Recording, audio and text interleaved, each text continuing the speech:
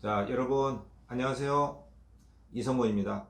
자, 오늘은 김승희 작가님의 배꼽을 위한 연가라는 시를 소개하고 함께 감상해 보겠습니다. 배꼽이라는 단어도 눈길을 끌고요. 연가는 사랑의 노래죠. 배꼽을 사랑한다는 것은 무슨 뜻일까? 혹시 여러분들 중에 내가 누구를 위해서 억지로 공부를 한다거나 누구를 위해서 희생당하는 삶을 살고 있지는 않는가? 이런 고민이 있는 사람이라면 이 시가 하나의 좋은 솔루션을 제공해 줄 수 있다고 저는 생각을 합니다. 특히 우리나라와 같은 가족주의와 어떤 공동체, 혈육 간의 관계를 너무나 중시하기 때문에 우리들 스스로는 어떻게 맺고 어떻게 끊어야 하는가, 어떤 주체적인 삶을 관계 속에서 정립을 하려면 어떠한 태도를 가져야 하지? 이러한 점에서 많은 어떠한 암시를 주는 중요한 작품이라고 생각이 되거든요. 과연 주체됨의 의미, 삶을 주체적으로 산다는 것은 어떤 의미고 어떻게 가능할까? 그런 점들에 대해서 함께 생각해 봤으면 좋겠어요. 데미안의 한 구절이 딱 생각이 났어요. 자, 그 구절은 이렇습니다. 새는 알을 깨고 나온다. 알은 세계다. 태어나려는 자는 한 세계를 파괴해야 한다. 라고 하는 헬만 헤세의 데미안의 구절이 바로 그것입니다. 우리는 하나의 알 속에서 부모의 양육을 받아서 부모가 품어준 그 온도에서 충분히 성장을 하다가 어느 순간에는 정말 알을 깨고 혼자서 날아가야 되는 어떤 인간의 어떤 숙명적인 삶을 우리가 살아가고 있죠. 그렇지만 우리는 인간만이 어떤 효라든가 인간만이 어떤 혈연적 관계, 인간만이 반드시 부모의 뜻에 따라줘야 된다라든가 이런 강박에 의해서 굉장히 스트레스를 많이 받고 또 가족 간의 불화에 시달리게 되기도 합니다. 특히 우리 한국적인 가족주의가 팽배한 이런 사회에서는 개별적이고 독립적인 삶을 산다는 게 그리 만만치는 않거든요. 우리도 모르는 부모에 의해서 받는 스트레스, 그리고 내가 무엇을 해내야 되는가, 진짜 내가 원하는 것은 무엇인지, 이런 거에 대해서는 깊이 생각을 하지 않은 채 가족 속에 들어와 있기 때문에 여기서 끊고 또 내 길을 찾아 나가는 작업이 그렇게 쉽지는 않거든요. 과연 유교적 가족주의 삶에서 부모와의 관계, 특히 효라든가 이런 것은 우리에게 힘도 되고 짐도 돼요. 힘도 되고 짐이 됩니다. 그리고 그 유교적인 효나 이런 가족주의적인 서열의식, 이런 것들 속에 내가 충실하면 충실할수록 혹독한 대가를 치러야 합니다. 그 대가는 다름 아닌 주체적인 삶에 대한 방향 감각을 상실하는 거예요. 너무 집단적인 그 속에 일종의 가족주의는 하나의 조직이거든요. 인륜이라고 하지만 그것은 하나의 조직입니다. 그 조직 속에서 내가 해야 될 역할을 충실하게 한 데에는 참으로 어떤 대가가 있어요. 그것은 바로 주체적인 삶을 제대로 살지 못할 가능성이 있다는 것이죠. 그래서 우리는 다시 한번 개별적이고 독립적인 삶은 무엇이고 나의 길을 경계를 세우면서, 그것도 유연한 경계라는 개념이 있습니다. 유연한 경계를 세우면서 앞으로 나아간다는 것은 어떻게 가능한 것인가, 이 점에 대해서 함께 살펴보도록 하죠. 자, 시는 이렇습니다. 나 인당수에 빠질 수는 없습니다. 어머니, 저는 살아서 시를 짓겠습니다. 공양미 300석을 구하지 못하여 당신이 평생을 얻었더라도 결코 인당수에 빠지지는 않겠습니다. 어머니, 저는 여기 남아 책을 보겠습니다. 나비여 나비여 애벌레가 나비로 날기 위하여 누에 고치를 버리는 것이 죄입니까? 하나의 알이 새가 되기 위하여 껍질을 부수는 것이 죄일까요? 그 대신 점자책을 사드리겠습니다. 어머니 점자 읽는 법도 가르쳐 드리지요. 우리의 삶은 모두 이와 같습니다. 우리들 각자가 배우지 않으면 안 되는 외국어와 같은 것. 어디에도 인당수는 없습니다. 어머니, 우리는 스스로 눈을 떠야 합니다. 여기까지입니다. 이게 김승희의 배꼽을 위한 연가 시를 어떠한 해설 없이 그냥 제가 읽어봤어요. 어떻습니까? 내가 나의 길을 찾아 나선다는 것은 과연 어느 정도의 의미가 있으며 어떻게 가능한가? 이 점에 문제의식을 가지고 1년부터 한번 볼까요? 자, 처음에 일행은 이렇게 시작하죠. 나, 화자죠. 인당수에 빠질 수는 없습니다. 아주 단호하게 선을 긋고 있죠. 인당수는 여러분들 잘 알고 있다시피 효녀, 우리의 하늘이 낸 효녀 심청이가 눈먼 신봉사, 자기 아빠의 눈을 뜨게 하기 위해서 300석이나 되는 그 쌀을 부처님께 바치면 낫는다고 했기 때문에 아빠의 입에서 어떤 스님을 만나다가 우연히 만난 신봉사가 공양미 300석을 바치면 눈이 떠지죠. 이러한 말을 듣고 집에 와서 자기 딸한테, 어린 딸에게 공양미 300석만 있으면 눈이 뜬다는데 쩝쩝 네가 죽어라 이런 말은 안 했지만 효녀 심청이 입장에서는 300석 내가 뱃사람들한테 몸을 팔면, 다시 말해서 뱃사람들은 풍랑이 너무 세니까 살아있는 처녀를 바다에 빠뜨리는 무지막지한 살인적인 제사를 올리죠. 그래서 우리 심청이는 자기가 몸을 뱃사람의 요구에 따라서 몸을 바치고 300석을 얻어내서 인당수에 빠지게 되는 바로 그 희생의 바다가 인당수예요. 그러나 이 시는 나 인당수에 빠질 수 없습니다 라고 경어체로 단호한 의지를 보여주면서 시가 시작이 됩니다. 이게 바로 이 시의 흡입력이죠. 여러분들도 시를 쓸 때 이렇게 충격적인 자기가 하고 싶은 말을 먼저 꺼내놓는 게 좋죠. 어머니, 저는 살아서 시를 짓겠습니다. 시를 짓는다는 것은 자기의 삶을 의미합니다. 삶은 쓰는 행위잖아요. 내 삶을 내가 쓰는 겁니다. 우리가 스스로 작가죠. 주체적인 삶을 의미합니다. 시를 짓겠다. 당신의 종속된, 당신의 딸이긴 하지만 나는 종속될 수 없는 배꼽을 끊고 나왔기 때문에 나는 개별적인 삶이고 나의 길을 가겠습니다. 이러한 단호한 선언입니다. 공양미 300성을 구하지 못하여 당신이 평생 장님으로 어두운 삶을 산다 하더라도 결코 나의 전생애를 다 바치는 인당수에 빠지는 그러한 효는 저에게는 아닙니다. 어머니, 저는 여기 남아 책을 보겠습니다. 앞에 시를 짓겠습니다. 책을 보겠습니다. 이러한 비슷한 문장 구조가 반복이 돼요. 경어체지만 굉장히 단호함이 느껴지죠. 차분하게. 막 흥분해서 나한테 죽으라고 막 이렇게 호들갑 떨지 않고요. 저는 저의 삶의 시를 쓰겠습니다. 저는 저를 위해서 공부를 하겠습니다. 그리고 저는 저를 위해서 깨달음의 길을 나아가겠습니다. 이런 뜻이에요. 그러니까 시나 책은 꼭 예술가의 삶이라고 이해하시면 안 되고요. 배움, 깨침, 그리고 실천, 이런 의미를 가지고 있어요. 나비여 나비여, 아까는 어머니 불렀다가 이제 나비를 부릅니다. 나비는 자유로운 독립적인 삶의 생명처예요. 그렇죠? 애벌레가 나비로 날기 위하여 누에 고치를 버리는 것이 죄입니까? 그 완성된 생명체에게 묻죠. 대화체죠. 실제 대화는 아니고. 나비로 날려면 묵은지, 누에 고치를 버려야만이 애벌레가 나비로 날아오를 수 있는 거죠.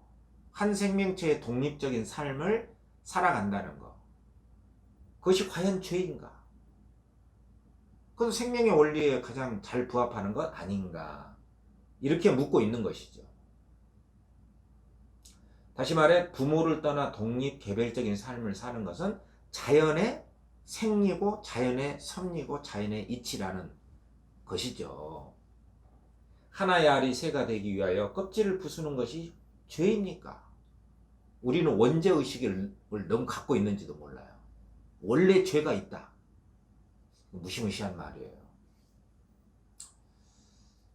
어쩌면 위축된 감정, 어떤 죄책감을 평생 강요하는 어떠한 문화 속에서 우리가 살고 있는 것은 아닌가 그런 생각이 듭니다. 껍질을 깨고 나서고 누에고치가 애벌레가 묵은 누에고치 같은 자기가 살았던 집을 버리고 나비로 오른다는 거, 또 새가 되기 위해서 알을 깨고 나온다는 거, 이것이 과연 죄인가? 결론은 죄가 아니다. 이건 죄가 아니다. 서리적 의문을 통해서 강조를 하고 있죠. 죄가 아니다. 그 대신 점자책을 사드리겠습니다. 맹인이 읽는 책이죠. 우리 동네에도 어느 동네나 보도블럭에 이렇게 삐쭉삐쭉 튀어나온 다 맹인 장애우들을 위한 복지국가로 가는 우리 한국 사회의 모습을 볼 수가 있죠. 엄마를 위해 점자책, 점자 읽는 법도 가르쳐 드리지요. 그러니까 완전 효를 부정하는 건 아니에요. 내가 감당할 수 있는 만큼 내가 독립적이고 개별적인 삶을 살 수 있는 만큼 그 정도만 효를 하겠다. 이게 진정한 효다 이렇게 볼 수가 있어요. 우리의 삶은 모두 이와 같습니다. 그러니까 어머니, 나 이런 관계에서 우리의 문제로 간다는 것은 시상이 확산되어 나가는 된다는 뜻입니다. 시상 확대라는 말을 꼭 기억하세요. 시에 대한 어떤 생각이 점점 넓어지고 있어요. 그러니까 이것은 비단 어머니를 향한 자식의 발언 이런 데 그치지 않고요. 인간 모두에 해당하는 의미가 있음을 밝히는 구절입니다.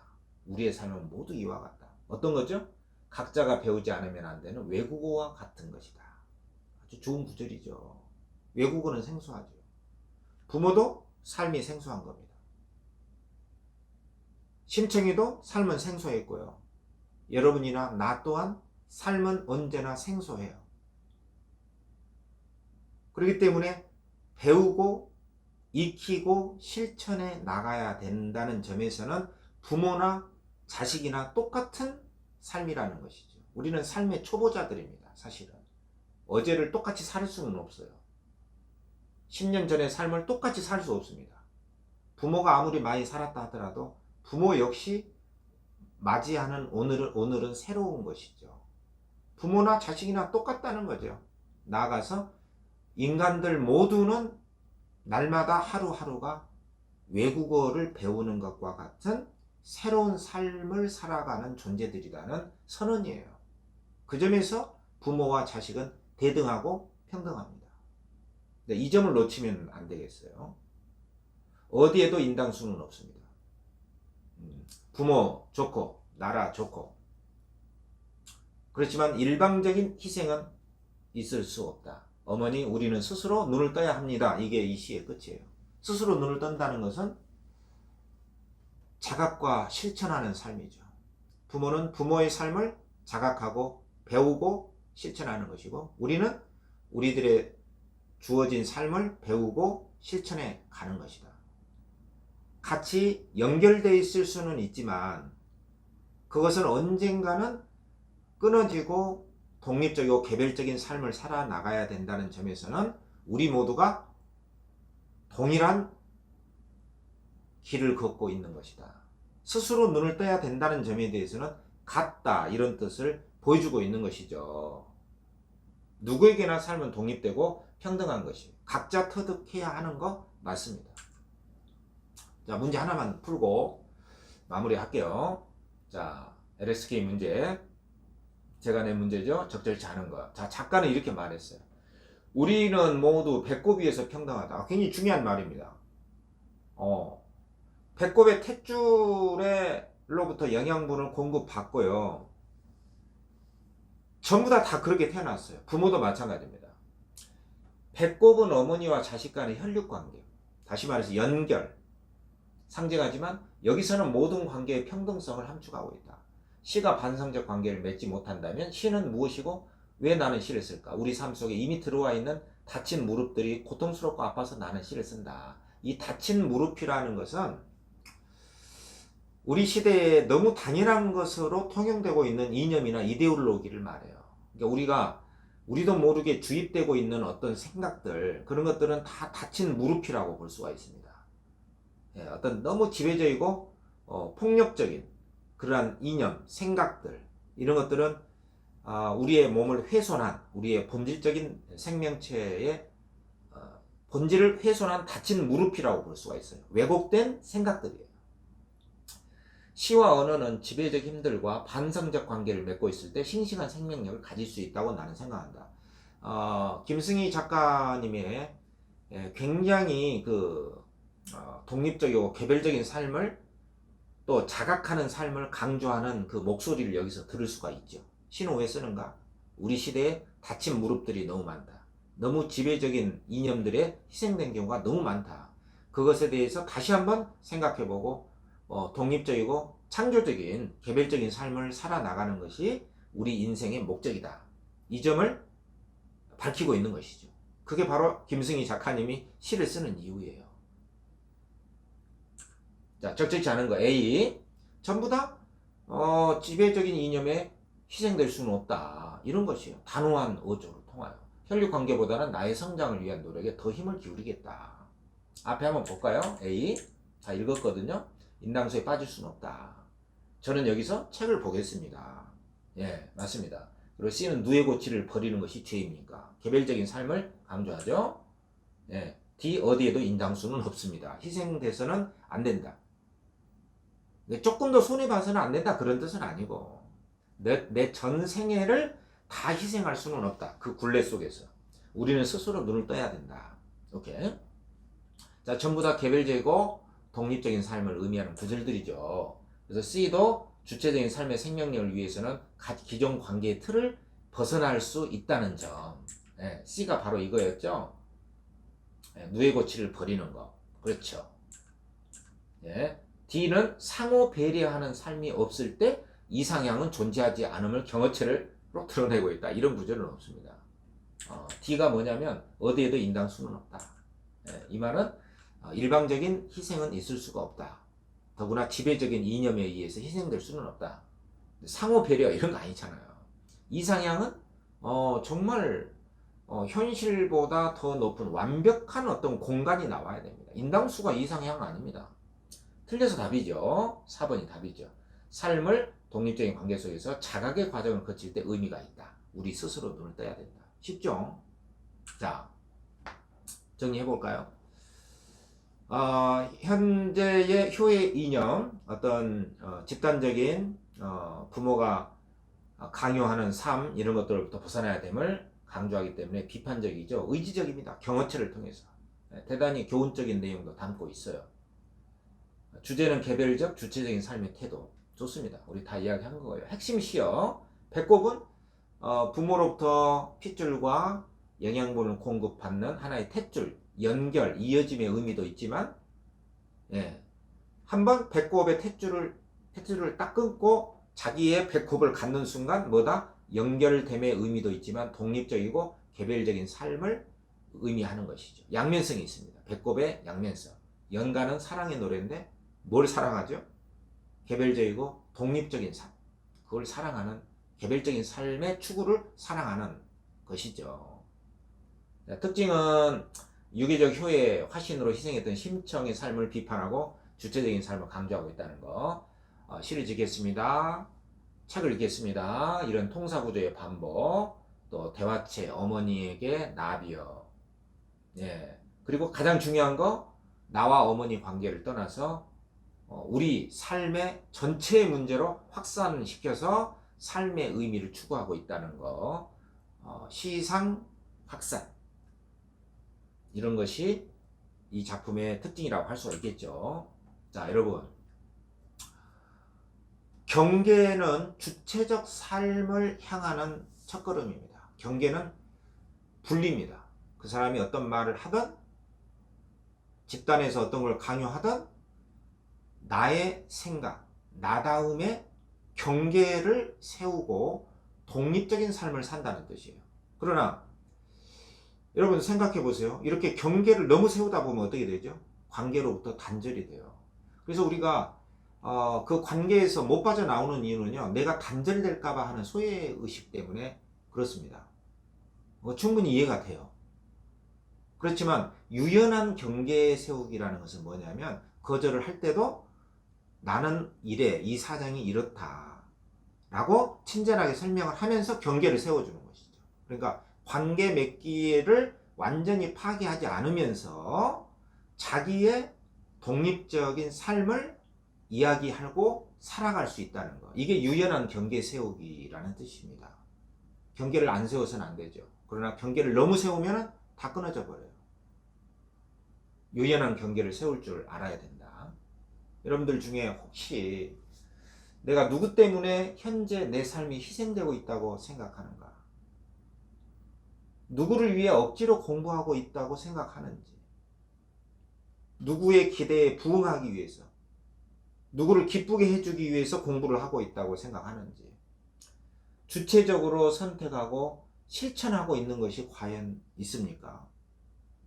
정말 내가 선택해서 나를 위해서 울고 웃고 해주는 주체적 삶을 실천하고 있는 것이 하나라도 있는지,